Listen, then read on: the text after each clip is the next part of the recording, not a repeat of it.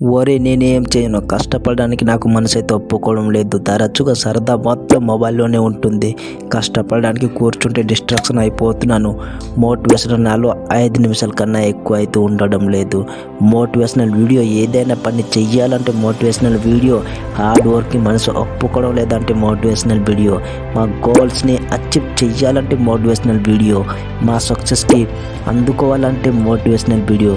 అరే ఈ మోటివేషనల్ వీడియోలో ఏముంది? మోటివేషనల్ వీడియో అనేది చూస్తే మీకు అనిపిస్తే మీ ప్రపంచం గెలుస్తానని, మీ సక్సెస్కి ధైర్యం దొరుకుతుందని. అయితే మీరు చాలా పెద్ద తప్పు చేస్తున్నారు. మోటివేషనల్ వీడియో అనేది టెంపరీ కోసం మాత్రమే. మోటివేషనల్ వీడియో మీకు స్పార్క్ చేయవచ్చు. ఆ స్పార్క్ అనేది మీ నిప్పులాగా నువ్వే మార్చుకోవాలి.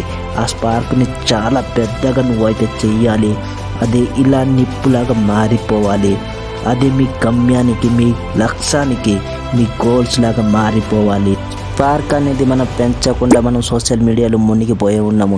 ఇంకా మనం చెప్తాము కష్టపడడానికి మనసు ఒప్పుకోవడం లేదు అని, కష్టపడడానికి బద్ధకంగా ఉంటుంది అని. ఒరే నేను అడుగుతాను, బద్ధకం అనేది ఎలా వస్తుంది? ఎందుకంటే మోటివేషనల్ వీడియో కన్నా చాలా ఎక్కువ పెద్ద మోటివేషనల్ ఆలోచన నీ దగ్గర ఉంది. అది ఉన్నా కూడా నీకు బద్ధకం వస్తుంది అంటే నన్ను క్షమించు ఫ్రెండ్.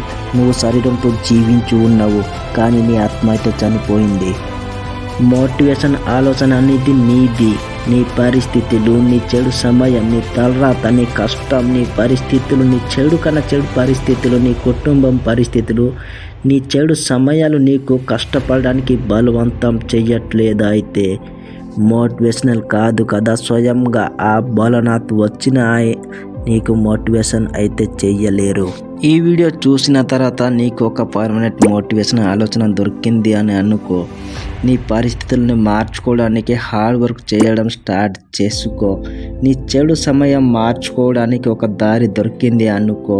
నీ శరీరంలో ఒక నిప్పు వెలిగింది అని అనుకో.